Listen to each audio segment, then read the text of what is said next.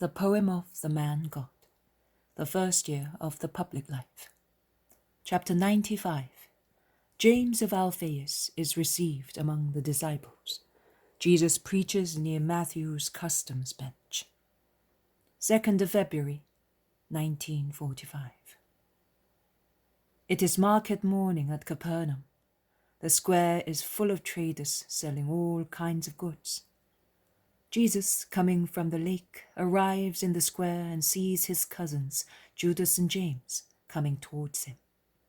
He quickens his pace in their direction, and after embracing them affectionately, he asks them solicitously, "How is your father? What has happened?" "Nothing new, as far as his life is concerned," answers Judas. "Why did you come then? I told you to stay." Judas lowers his head and is silent. But James bursts out. "It is my fault if he did not obey you. Yes, it's my fault. But I could not put up with the situation any longer. They are all against me. Why? Is there any harm in loving you? Are we wrong in being fond of you? So far, I was held back by the scruple of doing the wrong thing. But now that I know, now that you said that not even a father is above God, I could not bear the situation any longer.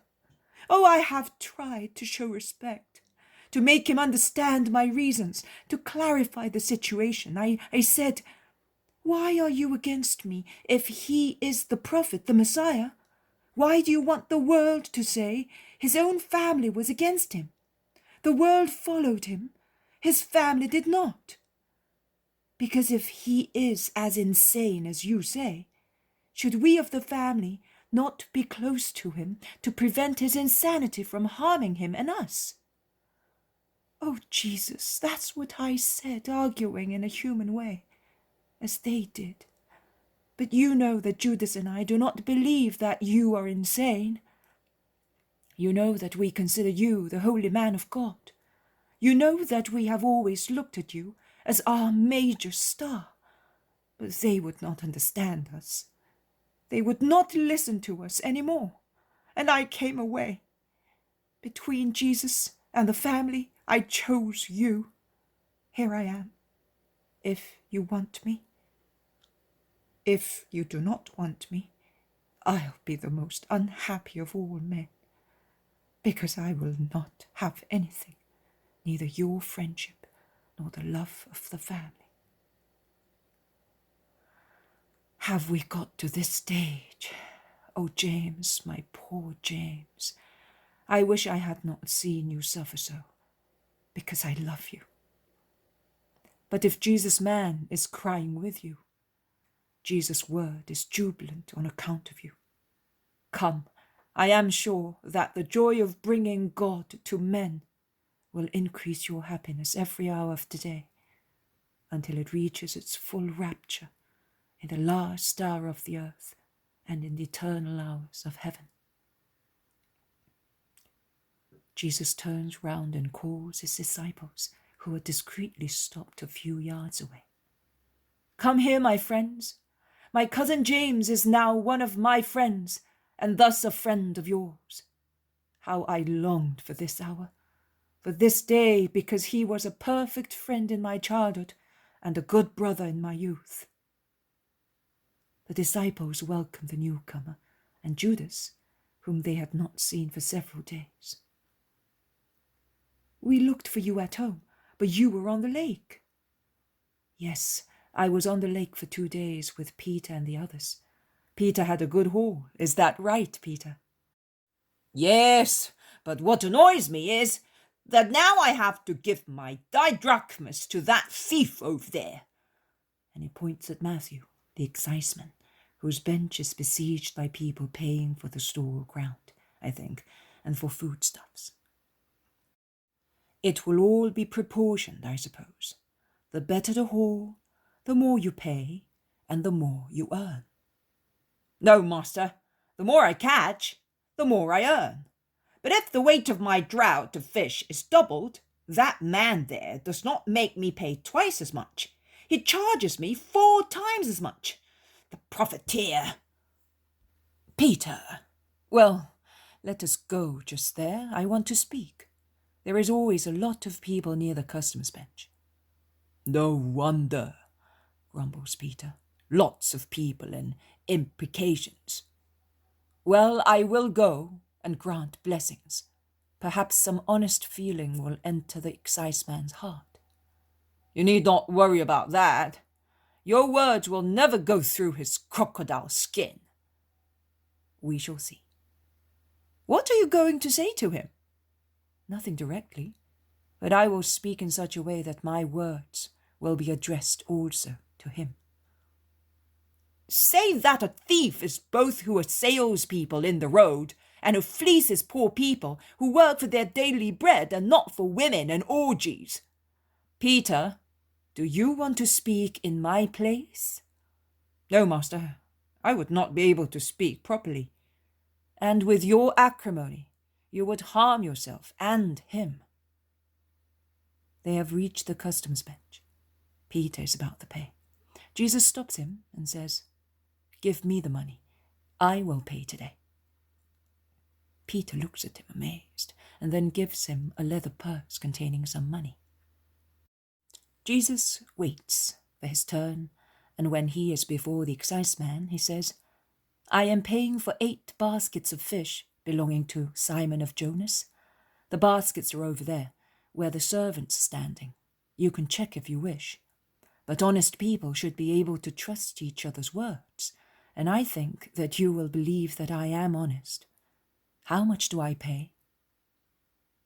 Matthew, who was sitting at his bench when Jesus says, "And I think that you will believe me that I am honest," stands up.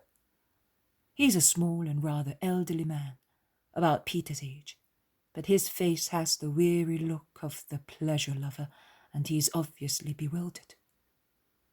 At first, he lowers his head. Then he raises it and looks at Jesus. And Jesus stares at him gravely, dominating him from his imposing height. "How much?" Jesus asks again after a few seconds. "There is no taxation for the disciple of the Master," replies Matthew, and in a lower voice he adds, "Pray for my soul." "I carry it within me, because I am gathering sinners. But why do you not look after it?" And Jesus turns his back on him at once and goes back to Peter, who is struck with wonder. Also the others are dumbfounded. They whisper and wink meaningfully. Jesus leans against a tree about 10 yards from Matthew and begins speaking. "The world may be compared to a large family, the members of which are in different trades, all of which are necessary. There are farmers, shepherds, vine dressers, carpenters, fishermen, bricklayers, joiners, and blacksmiths, and then clerks, soldiers, officers, responsible for special missions, doctors, priests. There is everything. The world could not consist of only one class of people. They are all necessary, all holy, if they do what they should do with honesty and justice. How can they achieve that if Satan tempts them on all sides? By turning their thoughts to God, who sees everything, also the most concealed deeds, and to his law that says, "Love your neighbor as you love yourself. Do not do to other people what you do not want done to yourself. Do not steal in any way." Tell me, you who are listening to me, when a man dies, does he take his purses of money with him? And even if he were so silly as to have them buried with him in his tomb, could he make use of them in the other world? No. Money becomes a piece of metal corroded on the rot of a decomposed corpse, but his soul would be naked elsewhere, and even poorer than blessed Job. It would be deprived of the smallest coin, even if he had left heaps of talents here and in his tomb. Nay, listen, listen, I solemnly tell you, that it is difficult to gain heaven with riches. On the contrary, heaven is generally lost because of riches, also if they are obtained honestly or by inheritance, because only few rich people know how to make use of their wealth honestly. What is necessary then to gain paradise and rest on the Father's bosom? It is necessary not to be greedy for wealth, that is, not to be eager by wanting wealth at all costs, even by going against honesty and love, not to be eager to such an extent as to love the wealth one possesses more than heaven and one's neighbor, refusing to assist a needy neighbor, not to be greedy for what wealth can offer, that is, women, pleasures, a bountiful table, magnificent garments, which are an insult to those who are cold and hungry. There is a currency that can change the unjust money of the world into a currency having legal tender in the kingdom of heaven. And that is the holy wisdom in turning into eternal riches the human riches which are often unjust or the cause of injustice.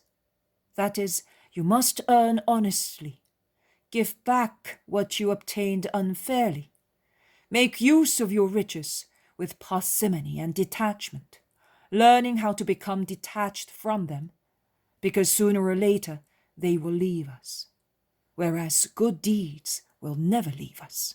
You must consider that. We would all like to be called just, and to be considered as such, and to be rewarded by God for being just. But how can God reward who is just only by name, but in fact is not so? How can he say, I forgive you, when repentance is expressed only by word of mouth and is not supported by a real change of the spirit? There is no real repentance as long as the lust for the thing for which we sinned will last. But when a man humbles himself, when he severs all links with evil passions, such as women or gold, and says, For your sake, O Lord, I will have no more of this, he is really repentant. And God receives him, saying, Come, you are as dear to me as an innocent child and a hero. Jesus has finished. He goes away without even turning towards Matthew, who had come near the ring of listeners after the very first words. When they are near Peter's house, his wife runs to meet her husband and says something to him. Peter beckons Jesus to go near him. The mother of James and Judas is here. She wants to speak to you, but does not want to be seen. What shall we do? Thus, I will go into the house as if I wanted to rest, and you will all go and give alms to the poor. Take also the money that was not wanted for the taxation. Go. Jesus waves them all farewell, while Peter harangues them, persuading them to go with him. Where is the mother, woman? Jesus asks Peter's wife. On the terrace, Master. It is still in the shade and is cool. You may go up, and there is more privacy than in the house. Jesus climbs up the tiny staircase. In a corner, under the thick vine pergola, there is Mary of Alphaeus, sitting on a little bench against the parapet, dressed completely in black, with a veil pulled over her face. She's weeping silently. Jesus calls her. Mary, my dear aunt. She lifts her poor, sorrowful face and stretches out her hands. Jesus, how sad at heart I am.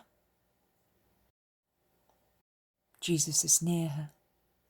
He makes her remain seated He remains standing with his mantle on, one hand on his aunt's shoulder, while the other is clasped within hers. What is the matter with you? Why are you crying so much? Oh, Jesus, I came away from home saying, I'm going to Karnak to get some eggs and wine for the invalid. Your mother is with Alphaeus and is nursing him, and you know how capable she is, and I am not worried. But actually I came here. I've been running for 2 nights to get here quicker. I am exhausted. But the exertion is nothing. It's the pain in my heart that hurts so much. My Alphaeus, my children, why is there so much difference between those who are of the same blood? And why is such difference as hard as millstones to crush a mother's heart? Are Judas and James with you? Are they? Then you know, oh, Jesus, why does my Alphaeus not understand? Why is he dying? Why does he want to die like that? And Simon and Joseph, why are they against you and not with you? Don't cry, Mary. I bear them no grudge. I already told Judas. I understand, and I am sorry for them. If that is the reason why you are crying, please, cry no more. Yes, that's why. Because they offend you. That's one reason, and then I do not want my husband to die being hostile to you. God will not forgive him. And I will not have him, not even in future life. Mary is really distressed. She's crying her heart out, and the tears fall on Jesus' left hand, which she is still holding in her own, and now and again kisses it and lifts her poor face tortured by pain. No, says Jesus, no, do not say that. I forgive. And if I forgive, oh, come, Jesus, come. Come and save his soul and his body. Come. People are saying also to accuse you. They already say that you have taken away 2 sons from a dying man. That's what they are saying in Nazareth, see? They also say he works miracles everywhere, but he is not capable of working them in his own home. And they contend with me when, to defend you, I say, what can he do if you have practically driven him away with your reproaches and if you do not believe? You said the right words. If you do not believe, what can I do where there is no faith? Oh, you can do everything. I believe for them all. Please come. Work a miracle for your poor aunt. I cannot. Jesus is most sad in saying so.